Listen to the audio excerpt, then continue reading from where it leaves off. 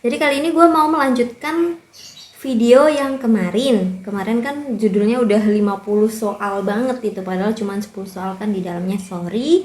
Jadi ya ini lanjutannya, gue udah menjawab semuanya ya. Jadi kemarin gue menimbang-nimbang bahwa ketika gue bikin video dan gua ngejawab langsung sambil ngejelasin, itu durasinya bakalan panjang banget. Sedangkan ketika misalnya gua jawab langsung dengan jelasin dikit, pasti muncul beberapa pertanyaan gitu, kayak kok bisa kayak begitu, kok bisa kok dapat kayak gitu, kita kayak banyak banget gitu. Maka dari itu gua memutuskan untuk gua jawab semuanya, gua tulis semuanya dengan rinci, bahkan pindah ruas pun gua tulis. Jadi langsung saja ke soal nomor 1. Nah, tuh. Di soal nomor 1 ini ada matriks X dan Y dan Z. Nah, terus ada persamaan ini. Ada persamaan Y min X itu sama dengan Z inverse. Nah, jadi yang pertama kita mencari Z inverse yang bisa kita peroleh melalui rumus, nggak gua tulis, tapi pada intinya kita kalikan dulu diagonalnya. 1 kali 77 dikurangi negatif 3 kali negatif 2, 6. Dan juga matriks Z itu diubah menjadi pindah posisi dan dinegatifkan, begitu ya. Jadinya Z inverse nya ini, setelah Z inverse dapat, kita tulis persamaannya menjadi Y, ini X, dan ini Z inverse. Kita ketemu nih, jadinya persamaan yang seperti ini ya.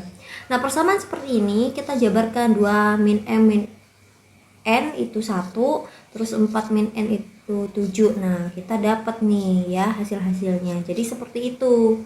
Oke, kita pertanyaannya kan M kuadrat kali N. Nah, ini hasil akhirnya seperti itu ya. Di nomor 12 masih mengenai matriks dan juga persamaan. Di sini dikatakan bahwa persamaan ini masih belum tuntas. Karena apa? Karena matriks ini harus ditranspos gitu ya. Nah, ditranspos terlebih dahulu, jadinya seperti ini, 20 min 2 min 1 X kuadrat plus 5.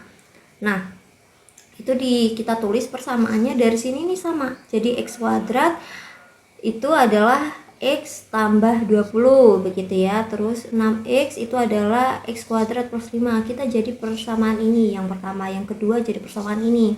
Nah, persamaan ini kita substitusikan ke sini jadi X plus 20. Nah, kita lanjut operasikan, kita hitung, kita pindah ruas dan segala macam. Itu hasilnya X sama dengan 5 begitu. X sama dengan 5 berarti 5 kuadrat plus 5 itu hasilnya 30 begitu ya. Ini persoalannya. Jadi oke. Nomor 13 masih tentang matriks. Di sini ada matriks A dan matriks B, di mana ketika matriks A kali matriks B itu akan menghasilkan ini 10A 14B. Nah, kita kalikan dulu ya A kali B ini ya. Tahu kan baris kali kolom seperti itu. Kita ketemu nih persamaan A kuadrat plus 1 itu sama dengan 10 dan AB plus 2 itu sama dengan 14. Kita yang pertama, yang A kuadrat dulu ini. Kita operasikan, kita hitung, ketemu hasilnya plus minus 3. Tapi yang kita ambil adalah nilai plus, karena di sini jawabannya nilai plus semua ya. Kita hitung AB plus 2 sama dengan 14. AB 14 kurangi 2 sama dengan 12. Terus 12 bagi 3, B nya sama dengan 4 gitu ya.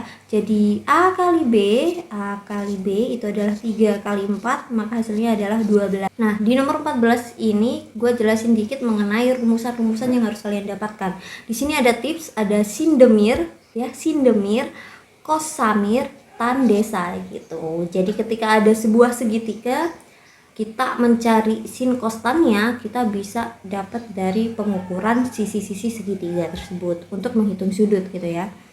Kita lanjut. Di soal nomor 14 ini ada sin per sin per cos plus cos. Nah, ini ada rumusan. Ada rumusan ini yang jadinya seperti di bawah ini ya. Jadi kalau sin per sin itu hasilnya 2 sin kali cos ya, dimana pokoknya yang di depan dijumlahkan lah. Yang di depan ini dijumlahkan ya. Yang di belakang ini dikurangi. Nah, kalau sin per sin jadinya sin cos, kalau cos plus cos itu jadinya cos cos. Jangan lupa dikali 2. Setelah itu kita hitung ini hasilnya ya. Hasilnya ini coret kan sama-sama cos 16 per 2 atau cos 8 hasilnya. Cos 8. Coret jadinya 1 sin 30 itu setengah, cos 60 itu setengah. Hafalin tabel ini ya. Tabel. Hafalin tabel ini, tabel sin cos tan. Nah, soal nomor 15 ini mengandalkan sifat juga ya. Ini rumus-rumus sifat ini harus dihafal sih.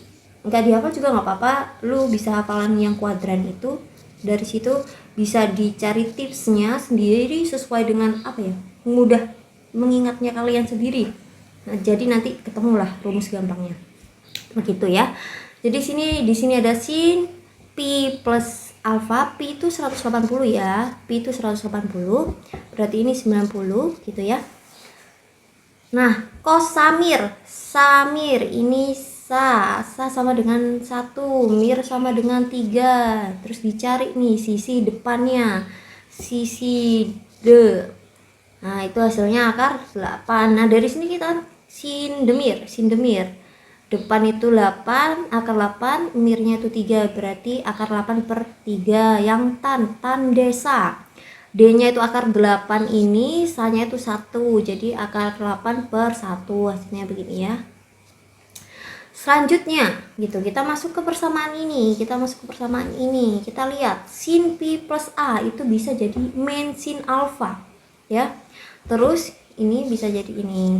Terus yang ini bisa jadi ini gitu. Untuk tan sendiri itu jadi sin per cos. Tapi nggak diperlukan di sini. Kita lanjut.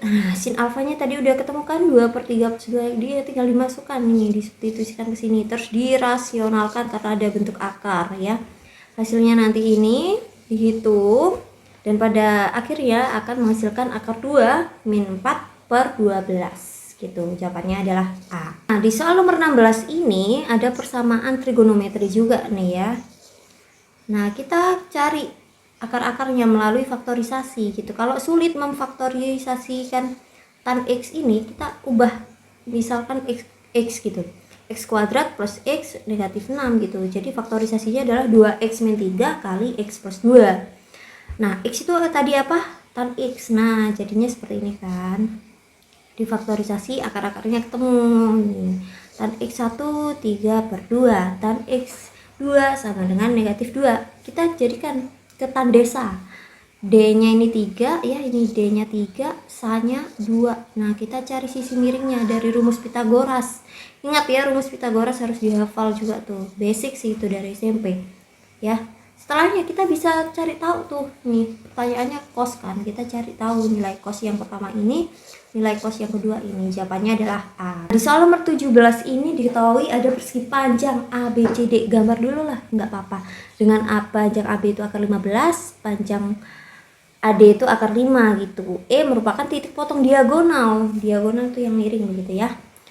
Maka besar sudut BEC yang ditanyakan adalah BEC yang ini, sudut ini, alfa. Nah, BEC ini.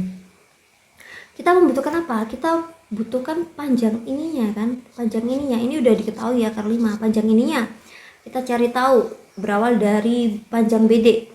Panjang BD ya, panjang BD ini kan. Dari sini ke sini panjang BD. Nah, melalui rumus Pitagoras segitiga ini ya, segitiga ini.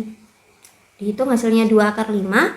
Setelah hasil 2 akar 5 didapatkan, kita cari panjang BE setengah BD ya. Hasilnya akar 5.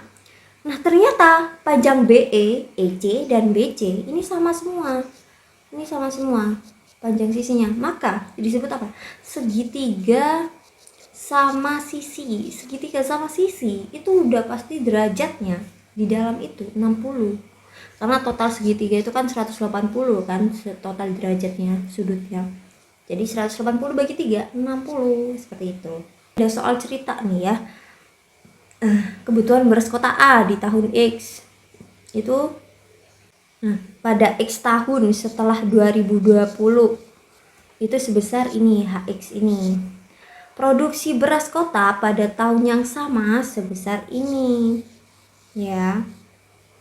Setelah 2020 untuk mencukupi kebutuhan. Nah, rumusnya adalah ini. Ini bukan rumus, ini logika aja. Kalian main logika aja gitu. Karena ini ada kata setelah, kita bisa lebih dari. Dan secara logika kebutuhan itu selalu lebih besar dari apa yang kita hasilkan. Itu udah rahasia umum ya.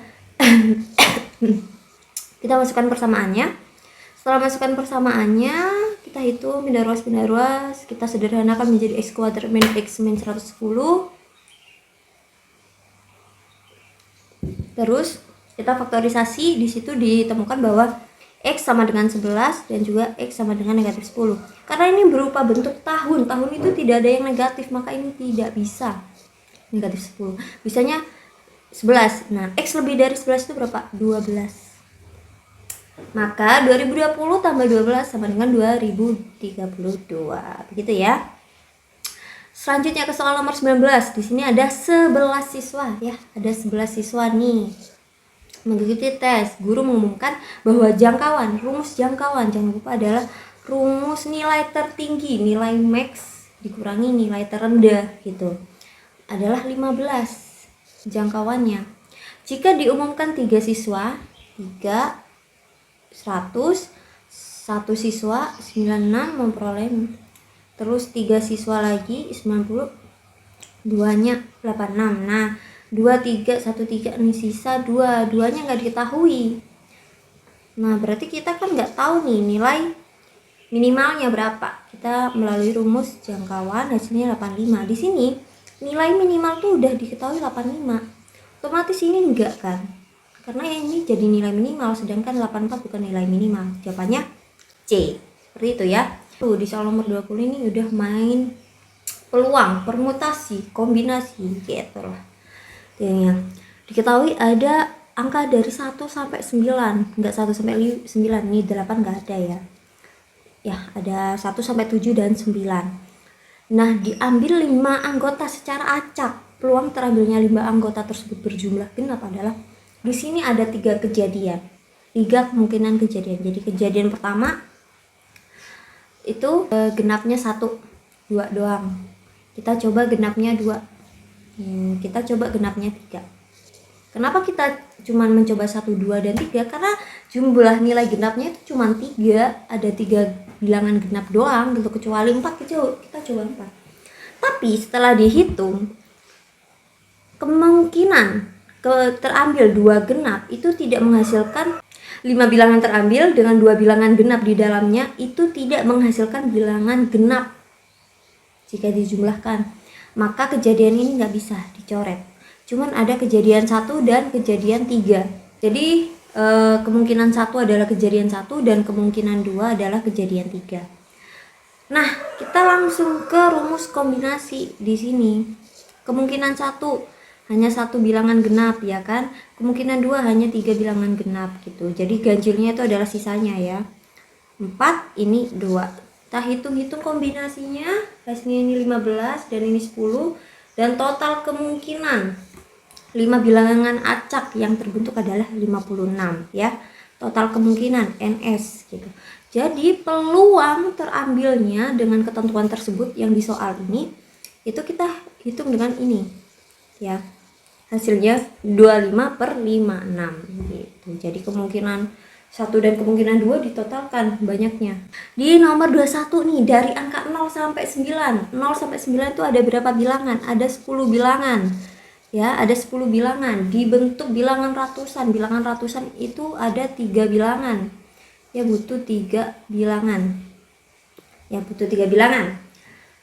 Dan tidak ada angka yang muncul berulang gitu. Jadi jika sudah terambil, maka itu tidak bisa dimasukkan lagi gitu ya. Terus berapa besar peluang bilangan yang terbentuk merupakan kelipatan 5? Nah, ketentuannya adalah kelipatan 5. Kelipatan 5 dalam sebuah bilangan ratusan yang paling pasti ya, yang pasti banget terjadi adalah kelipatan 5. Bisa dikatakan jika bilangan terakhirnya itu adalah 0 atau 5. Ya, 0 atau 5. Jadi kita bisa tulis nih kemungkinan pertama dengan bilangan belakangnya 0, maka diperoleh 9 kali 8 kali 1, karena ada 9 bilangan yang bisa mengisi posisi pertama. Posisi kedua itu kan sudah diambil bilangan yang pertama itu, sisa 8 bilangan, jadi 9 kali 8 kali 1 seperti itu ya. Yang kedua ini ada belakangnya 5 otomatis posisi pertama 8 bilangan. Kenapa 8 bilangan? Karena 0 nggak bisa menempati posisi pertama. Jika 0 menempati posisi pertama, bilangan tersebut tidak bisa dikatakan bilangan ratusan ya. Jadi terisinya cuman kemungkinan 1, 2, 3, 4, 6, 7, 8, 9 gitu. Nah, 0 bisa mengisi posisi kedua. Jadi tetap 8. Seperti itu ya. Terus kemungkinan kejadian banyaknya semua kejadian 3 bilangan terambil tanpa ketentuan itu 6, 4, 8. 9 kali 9 kali 8. Sekali lagi, kenapa 9 depannya kok enggak 10? Karena 0 tidak bisa mengisi posisi pertama. Ya, lanjut ke perhitungan peluang, di mana NA per NS. NA-nya ada 2 kemungkinan, yaitu 72 ditambah 64 banyaknya, dibagi 648, hasilnya disederhanakan, hasilnya 17/81. Di soal nomor 22 ini ada Adel. Adalah seorang pemain catur profesional. Dalam 9 pertandingan, Adel biasanya hanya kalah 1 kali. Dari 9 pertandingan berarti 8 kali menang, 1 kali kalah, ya kan? Adel mengikuti suatu turnamen berlangsung dalam 3 pertandingan. Nah, ini kejadian sekarang nih, 3 pertandingan. Kemampuan Adel itu menangnya itu 8/9 ya. Gue udah tulis deh kayaknya. 8/9 kemampuan menangnya, kemampuan kalahnya cuma 1 gitu dari 8. Terus kejadian saat ini adalah 3 pertandingan. Kita tulis 3 di sini. 3 pertandingan. Berapa besar peluang Adel kalah dalam salah satu? Nah, kalahnya 1 kali. Menangnya berarti 2 kali. Kita hitung menggunakan rumus ini. Ya, rumus peluang tersebut. Hasilnya adalah 64/23. Nah, kita hitung pembagiannya. Ini loh, tipsnya adalah di depan ini, di jawaban ini, angka yang pertama muncul ini semua berbeda setelah koma, ya kan? Otomatis ketika kita menghitung hanya sampai 2 saja, itu udah otomatis yang benar jawabannya adalah B. Itu tips ya. Nah, di soal nomor 23 itu udah gua cicil untuk sebagai kalian hafal. Itu ada yang namanya persamaan B pangkat 3 dikurangi A pangkat 3 itu sama dengan 3B kuadrat A kurangi 3BA kuadrat gitu ya. Nah, di sini di soal 23 terdapat 3 bilangan positif ya. Jika jumlah kuadrat 3 bilangan tersebut adalah 100 ya, udah gua tulis. Nah, kemungkinannya selanjutnya pernyataan selanjutnya ada 1 bilangan merupakan jumlah dari 2 bilangan lain. Nah, itu bisa dibentuk kemungkinan bahwa nilai A lebih kecil dari B, nilai B lebih kecil dari C, jadi urut nilai terkecil, sedang, gede gitu. Nah, pernyataan-pernyataan itu ditulis C sama dengan A plus B, terus ini selisih bilangan terkecilnya itu 3 gitu kan. Jika 2 bilangan terkecil di pangkat 3, maka berapa selisihnya? Yang dicari apa? Nih, B pangkat 3 kurangi A pangkat 3 gitu ya. Kita tulislah persamaan pertama, pernyataan pertama ini. Ya, kita substitusikan dari pernyataan yang ketiga, selisih ini. Ya, yang menghasilkan ini persamaan B kuadrat plus A kuadrat itu sama dengan 9 plus 2AB gitu. Nah, C itu kan sama dengan A plus B. Nah, itu tinggal masukkan, substitusikan, kita eksekusi begitu. Nanti akan menghasilkan ini.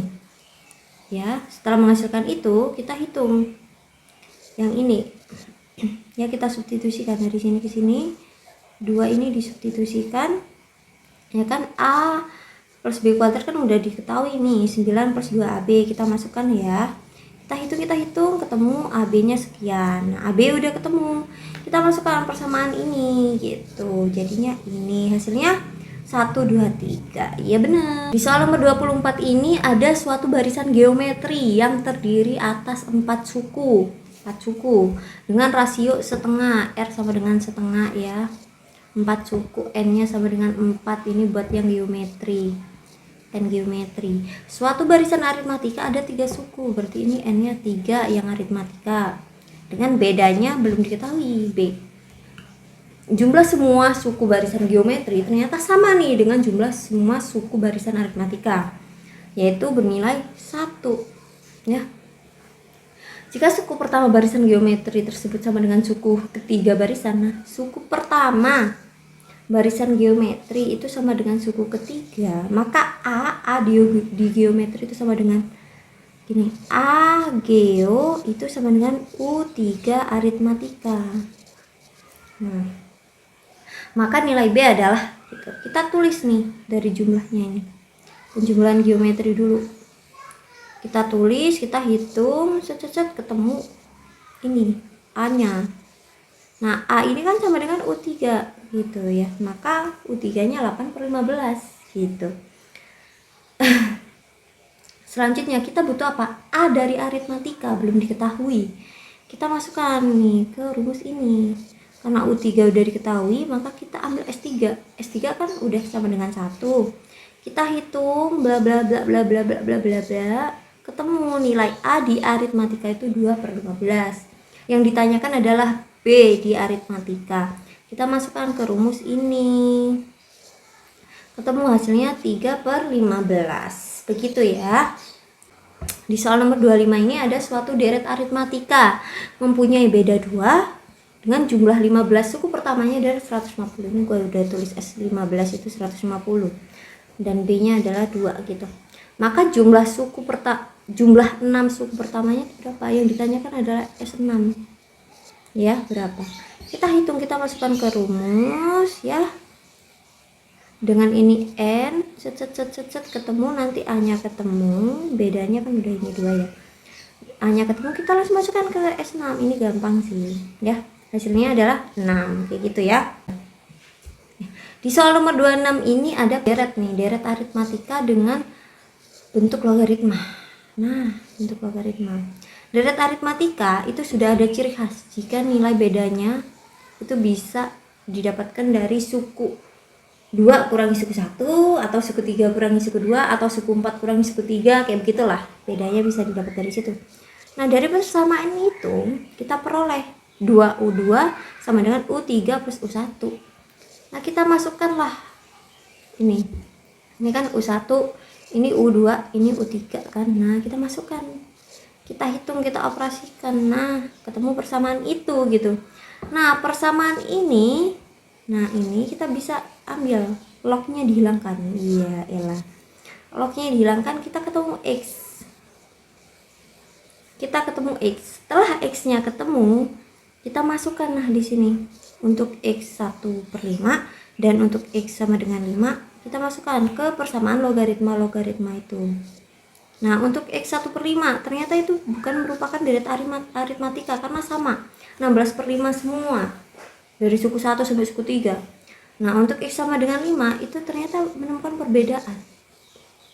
Perbedaannya bukan di hasilnya. Hasilnya ini 8, 32 sama 128. Perbedaannya dari pangkatnya. 8 sama dengan 2 pangkat 3, 32 sama dengan 2 pangkat 5, 128 sama dengan 2 pangkat 7. Nah, bedanya di situ, ternyata bedanya adalah 2, tapi di pangkatnya. Soal nomor 27 ini diketahui ada deret aritmatika. Dengan suku tengah itu UT-nya itu 34 ya. Terus U4-nya itu sama dengan 22. Ya, A-nya sama dengan 4, ditulis semua tuh. Nah, kita langsung masukkan.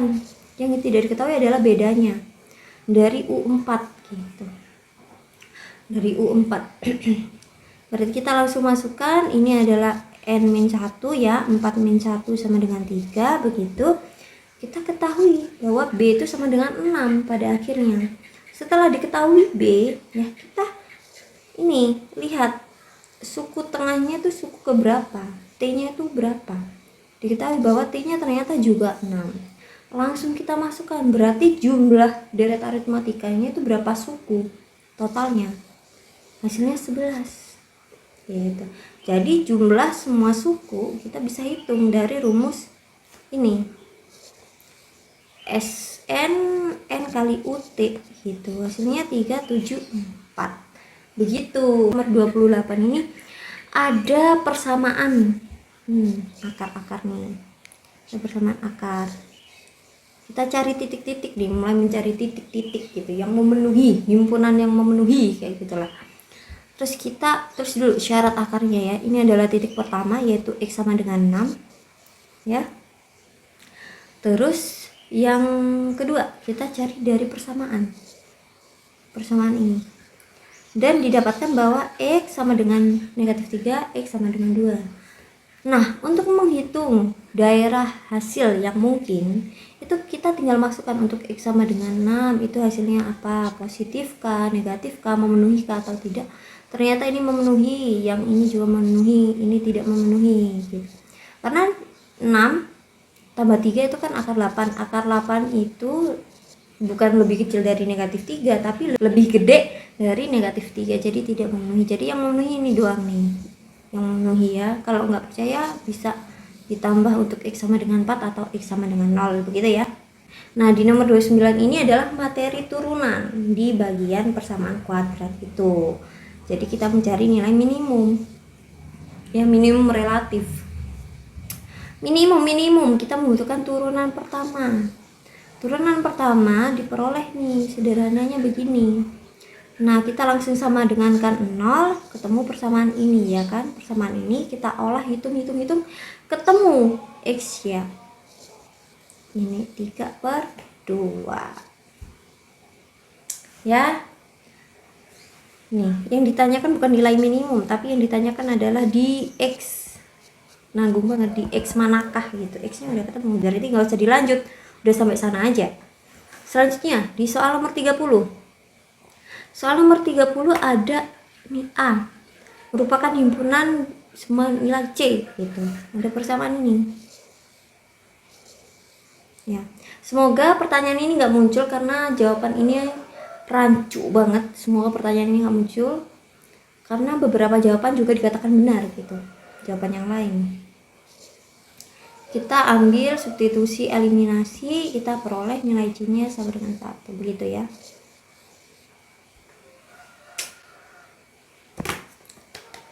Oke, kita lanjut part 3 ya, karena cukup melelahkan juga ya. Kita lanjut part 3.